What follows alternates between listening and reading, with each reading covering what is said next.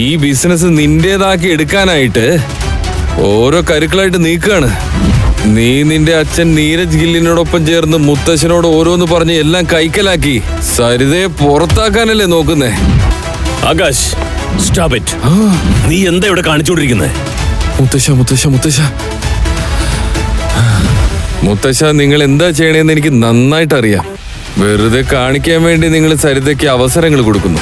പക്ഷെ നിങ്ങളുടെ ഉള്ളിന്റെ ഉള്ളിൽ ശൗര്യം മാത്രമാവുള്ളേ. ഒരു വെടിക്ക് രണ്ട് പക്ഷി. ശൗര്യയെ കമ്പനിയിലും കയറ്റാം, സരിതയെ പറഞ്ഞ് വിടുകയും ചെയ്യാം. You are disgusting. ആകാശ്, നിന്റെ നില മറക്കരുത്. ഇത് ഞങ്ങളുടെ മുത്തശ്ശനാ. നിന്നേക്കാൾ പ്രായം കൊണ്ടും പദവി കൊണ്ടും സ്ഥാനം കൊണ്ടും മേളില. സന്ധ്യേ, എന്റെ സന്ധ്യേ, നിന്നെ കുറിച്ച് പറഞ്ഞില്ലല്ലോ. എനിക്ക് നന്നായിട്ട് അറിയാം സരിതയെ തോപ്പിക്കാൻ വേണ്ടി നീയും ശൗര്യയും പ്ലാൻ ചെയ്യുന്നുണ്ടെന്ന്. കാരണം നീ ശൗര്യയുടെ അമ്മാവന്റെ മകളല്ലേ. എന്തൊക്കെ പറഞ്ഞാലും നിങ്ങള് രണ്ടുപേരും ഒരുപോലെ തന്നെയാ ചിന്തിക്കുന്നേ.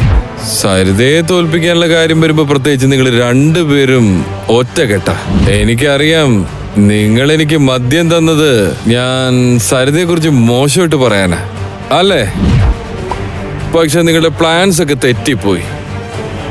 ഞാൻ സരിതയുടെ ഒപ്പം തന്നെയാ.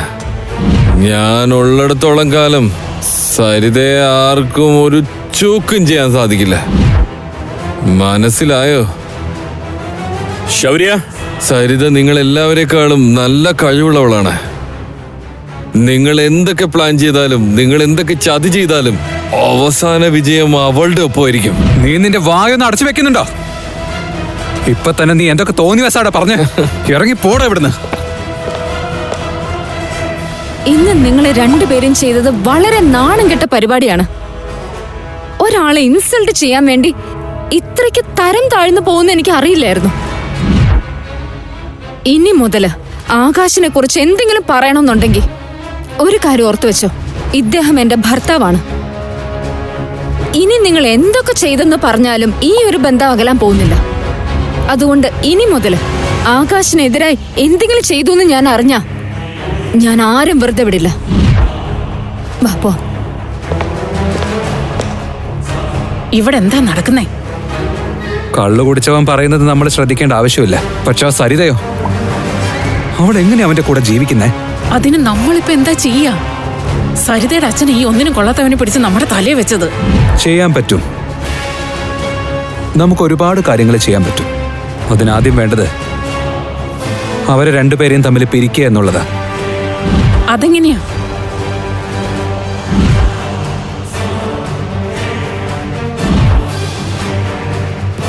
ശരി, നിനക്ക് ചെയ്യാൻ പറ്റുന്ന ഒക്കെ നീ ചെയ്തോ.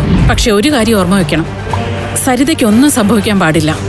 അതാലോചിച്ച് പേടിക്കണ്ട, സരിതയ്ക്ക് ഒന്നും സംഭവിക്കില്ല. ഇന്നിവിടെ സംഭവിച്ചതിന് പിന്നില് സന്ധ്യയും ശൗര്യം തന്നെയാണ്. എന്നാലും എനിക്ക് അവരോട് നന്ദിയുണ്ട്. അതുകൊണ്ടല്ലേ ആകാശിന്റെ മനസ്സിലെ ഫീലിങ്സ് ഒക്കെ പുറത്തു വന്നത്. ഇനി എനിക്ക് ധൈര്യമുണ്ട്. എന്തൊക്കെ സംഭവിച്ചാലും ആകാശ് എന്റെ കൂടെ തന്നെ ഉണ്ടാവുന്നു.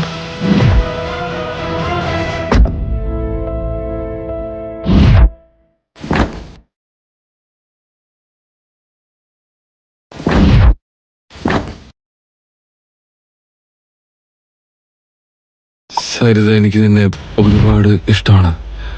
സോറി, അവിടെ വെച്ച് അങ്ങനെ പെരുമാറിയതില് നിന്നോട് ഞാൻ മാപ്പി ചോദിക്കാം. സരിത, നിനക്ക് വേണ്ടി ഞാൻ എന്തും ചെയ്യാൻ തയ്യാറാ.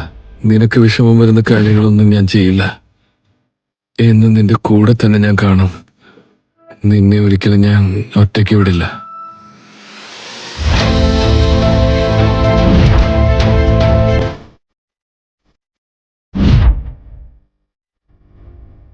എന്തുപറ്റി? ഇല്ല, ഒന്നുമില്ല. നിങ്ങൾക്ക് എന്തെങ്കിലും പ്രശ്നമുണ്ടെങ്കിൽ എന്നോട് തുറന്നു പറയാട്ടോ. ശൗര്യ അയച്ച ആ മെസ്സേജിൽ അഹാന്റെ ഒരുപാട് ഫോട്ടോസ് ഉണ്ടായിരുന്നു. അതിലവൻ മറ്റൊരു പെണ്ണിനൊപ്പമായിരുന്നു, അതും വിവസ്ത്രനായി. രണ്ടുപേരും ഒരു കിടക്കയിലായിരുന്നു. അപ്പോൾ ആകാശിന് മറ്റൊരു മെസ്സേജ് കൂടി വന്നു. നിന്റെ ഈ ഫോട്ടോസ് എല്ലാം സരിതയെന്ന് കാണും. പെട്ടെന്ന് വീട്ടിലേക്ക് ചെല്ലാൻ നോക്കാം. ഈ മെസ്സേജ് കണ്ടപ്പോൾ ആകാശിന് വല്ലാത്ത പരിഭ്രമമായി. അവിടെ നിൽക്ക്. ഇനി ഈ വീട്ടിൽ കാല് കുത്താൻ പോലും നിനക്ക് അവകാശമില്ല. ഇന്നലെ വരെ നീ ഒന്നിനും കൊള്ളാത്തവൻ മാത്രമായിരുന്നു. ഇന്ന് നീ നാണക്കേട് കൂടി ഉണ്ടാക്കി. നിനക്ക് ഇതിനൊക്കെ എങ്ങനെ ധൈര്യം വന്നു? എന്റെ മോളെ നീ ചതിക്കായിരുന്നില്ലേ? ഇത് നുണയാണ്. എനിക്കറിയില്ല ഇവിടെ എന്താ നടക്കുന്നതെന്ന്. നീ ഇനി കൂടുതലൊന്നും സംസാരിക്കണ്ട. ഈ ഫോട്ടോസ് കണ്ടു കഴിഞ്ഞാൽ അത് നീയാണെന്ന കാര്യം എല്ലാവർക്കും മനസ്സിലാവും. ഇത് പറഞ്ഞുകൊണ്ട് ശൗര്യ സരിതയുടെ കയ്യിലേക്ക് ഫോൺ കൈമാറി. സരിത ഞെട്ടലോടെ എല്ലാ ഫോട്ടോയും കണ്ടു. അവളുടെ കണ്ണുകൾ നിറയാൻ തുടങ്ങി. വിശ്വസിക്കാനാവാതെ അവൾ ആകാശിന്റെ മുഖത്തേക്ക് നോക്കി. ഇത് വിശ്വസിക്കരുത്. ഇവരെല്ലാവരും കൂടി നമ്മുടെ ജീവിതം നശിപ്പിക്കാൻ നോക്കുക. എനിക്കറിയില്ല ഈ ഫോട്ടോസ് എവിടെന്നാ വന്നതെന്ന്, എങ്ങനെയാ വന്നതെന്ന്. ഇവരെല്ലാവരും കള്ളം പറഞ്ഞുകൊണ്ടിരിക്കുക. ആണോ?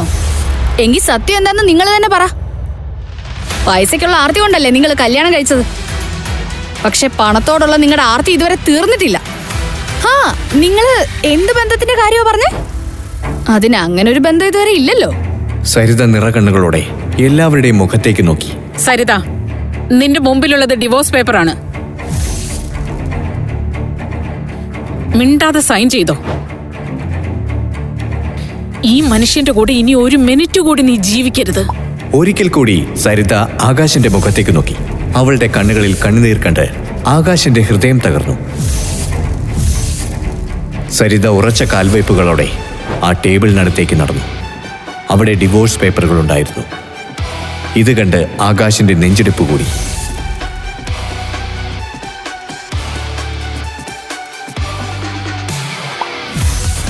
സരിത, നീ എന്താ ആലോചിക്കുന്നേ? പേപ്പേഴ്സിൽ സൈൻ ചെയ്. എന്നിട്ട് ഇയാളിന്ന് രക്ഷപ്പെടാൻ നോക്ക്. അല്ലെങ്കിൽ തന്നെ അപമാനം അല്ലാതെ ഇയാൾ നിനക്ക് എന്താ തന്നിട്ടുള്ളേ? സന്ധ്യ പറയുന്നത് ശരിയാണ് സരിത. ഈ പേപ്പറിൽ സൈൻ ചെയ്ത് അവന്റെ മുഖത്തേക്ക് എറിയും. നിന്നെ ചതിക്കാനും മാത്രം ധൈര്യം ഇവനുണ്ടായോ? പെട്ടെന്ന് സരിത തന്റെ കയ്യിലിരുന്ന പേന വലിച്ചെറിഞ്ഞു. ഇത് കണ്ട് ശൗര്യയും സന്ധ്യയും അത്ഭുതപ്പെട്ടു. അപ്പോൾ യാമിനി ഉറക്കെ പറഞ്ഞു, സരിത, നിനക്കെന്താ പറ്റിയേ? ഈ മനുഷ്യൻ നിന്നെ ചതിച്ചതാണ് മോളെ. സരിത, നിനക്കെന്താ വട്ടാണോ?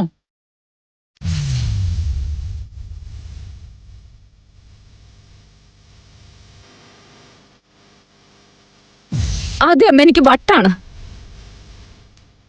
ഞാനും ആകാശം തമ്മിലുള്ള ബന്ധം അകറ്റാൻ വേണ്ടി നിങ്ങളൊക്കെ ഇത്രയ്ക്കും ചെയ്യുന്ന എനിക്ക് വിശ്വസിക്കാൻ പറ്റുന്നില്ല. മാത്രമല്ല, അമ്മ ഇവര് പറയുന്നത് കണ്ണടച്ച് വിശ്വസിക്കുവാണോ?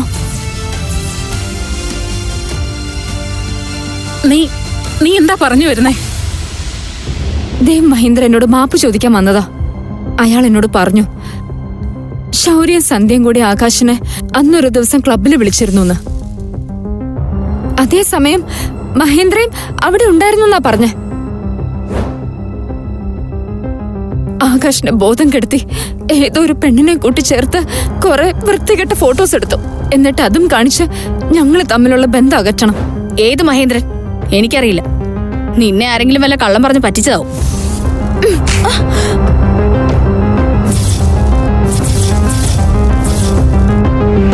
ദേവ് മഹേന്ദ്ര എന്റെ അടുത്ത് വന്നത് ഫുൾ CCTV ഫുട്ടേജുമായിട്ടാണ്. എല്ലാ തെളിവുകളും എന്റെ തന്നു കഴിഞ്ഞു.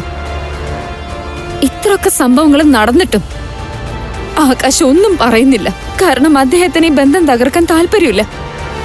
പക്ഷെ നിങ്ങളെല്ലാവരും ഓരോ കാരണങ്ങൾ ഉണ്ടാക്കി ഞങ്ങളുടെ ബന്ധം തകർക്കാൻ എന്തിനാ ശ്രമിക്കുന്നേ?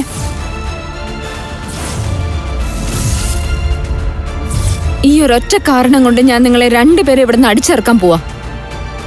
അത് വേണ്ടെന്നുണ്ടെങ്കിൽ നിങ്ങൾക്ക് സ്വയം ഇവിടെ നിന്ന് ഇറങ്ങിപ്പോവാം. ഇനി മേലാൽ ഈ വീടിന്റെ പടി കിടക്കാന്ന് നിങ്ങൾ ആഗ്രഹിക്കാൻ കൂടി പാടില്ല.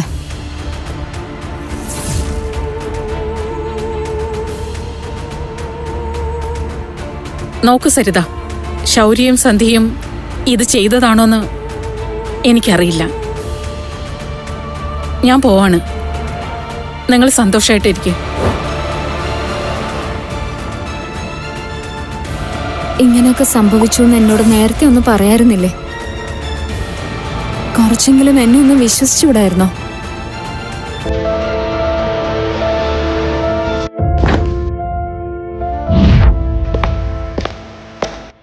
Good morning. ഇന്നലെ എന്താ സംഭവിച്ചതെന്ന് എനിക്ക് ഓർമ്മയില്ല. ഞാൻ എന്തെങ്കിലും മോശമായിട്ട് നിന്നോട് പെരുമാറിയിട്ടുണ്ടെങ്കിൽ നീ എന്നോട് ക്ഷമിക്കും. ഇന്നലത്തേക്ക് വേണ്ടി റിയലി സോറി. ഈ കോഫി കുടിക്കേ. ആക്ച്വലി എനിക്ക് ഒന്ന് ഫ്രഷ് ആവാനുണ്ട്, കുറേ ജോലിയുണ്ട്. ഞാൻ പോയി വന്നിട്ട് കുടിക്കാം.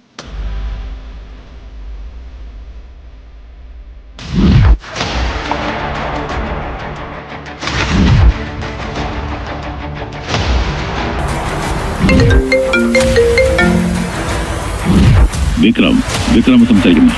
ഇപ്പൊ എന്തിനാ വിളിച്ചേ? നിങ്ങളുടെ ലൈഫിനെ കുറിച്ച് നിങ്ങൾ എന്താണ് തീരുമാനിച്ചിരിക്കുന്നത്? ഞാൻ എത്ര പ്രാവശ്യം പറയണോ എന്റെ പുറകെ വരരുതെന്ന്? എന്നെ ഇടയ്ക്കിടയ്ക്ക് ഇങ്ങനെ വിളിക്കല്ലേ. ഞാൻ യഥാർത്ഥത്തിൽ ആരാണെന്ന് മറ്റാരും അറിയാൻ ഞാൻ ആഗ്രഹിക്കുന്നില്ല.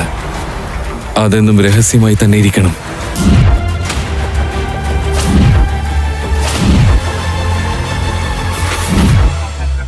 ഈ കഥ തുടർന്ന് കേൾക്കുന്നതിനായി ഇപ്പോൾ തന്നെ പോക്കറ്റ് FM ആപ്പ് ഇൻസ്റ്റാൾ ചെയ്യൂ. Link in description.